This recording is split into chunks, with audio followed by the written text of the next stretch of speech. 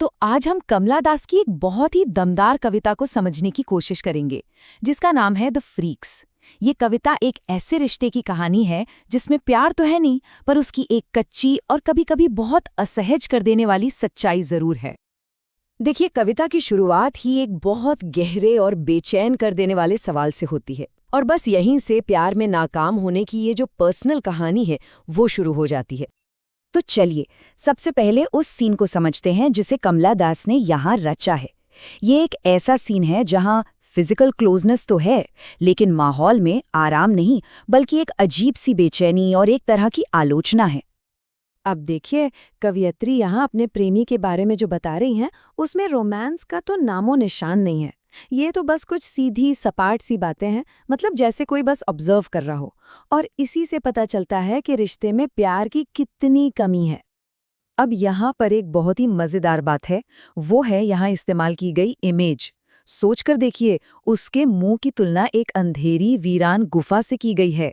ये कोई प्यार वाली फीलिंग नहीं देता, बल्कि एक तरह का डर पैदा करता है। और ये जो तुलना है ना, ये बात को और भी पुख्ता करती है। दांतों को स्टैलेक्टाइट्स यानी गुफा में लटकने वाले नुकीले पत्थर बताने से वो ठंडे गुफा जैसे मुंह की इमेज और गहरी हो जाती है, और ये रिश्ते में किसी भी तरह के जुनून या गर्मजोशी को पूरी तरह से खत्म कर देती है। अच्छा, तो अब आगे बढ़ते हैं कविता के सबसे बड़े कॉन्फ्लिक्ट की तरफ। एक तरफ तो प्यार पाने की इच्छा है, और दूसरी तरफ फिजिकल रिलेशन की एक अधूरी और अजीब सी हकीकत। दोनों के बीच में एक बहुत बड़ी खाई है, एक गैप है।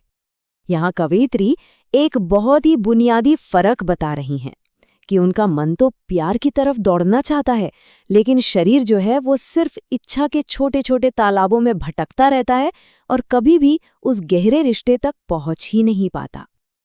और फिर वो ये बहुत जरूरी सवाल उठाती हैं, क्या उनके प्रेमी का सिर्फ छूना, मतलब स्किन की लेजी हंगर या त्वचा की आलसी भूख मिटाने के अलावा कोई गहरा जुनून, कोई पैशन जगा सकता है?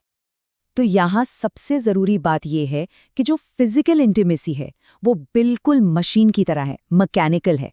वो कोई असली इमोशन जगा ही नहीं पाती, और इससे एक बहुत गहरे खालीपन का एहसास होता है।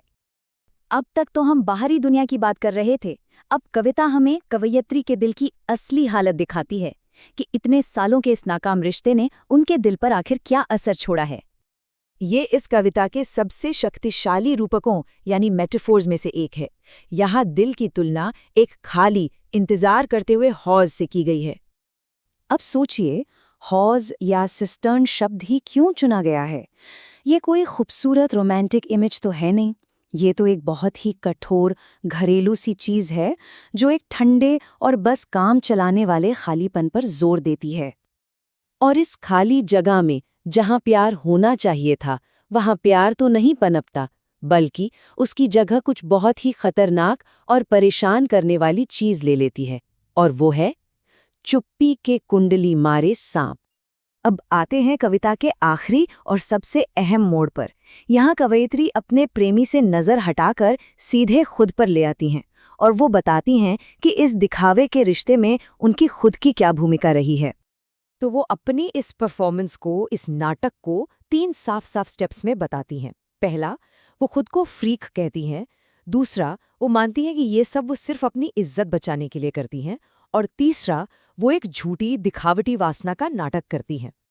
तो जब वो खुद को फ्रीक कहती हैं, तो इसका मतलब साफ है, एक फ्रीक वो इंसान है जो उस पैशन का दिखावा करता है जो वो असल में महसूस ही नहीं करता। मतलब जो बाहर दिखाया जा रहा है और जो अंदर महसूस हो रहा है, उसके बीच एक बहुत दर्दनाक फासला है। यहाँ से जो सबसे ज़रूरी बात निकल कर आती है वो ये है कि वो इच्छा का प्रदर्शन करती हैं, लेकिन जुनून की वजह से नहीं, बल्कि अपने रिश्ते की नाकामी को छिपाने के लिए एक डिफेंस मैकेनिज्म की तरह। और इस तरह द फ्रीक्स हमें एक बहुत गहरे और सोचने पर मजबूर कर देने वाले सवाल के साथ छोड़ जाती है कि उस चीज को महसूस करने का नाटक करने की असली कीमत क्या होती है जो असल में है ही नहीं।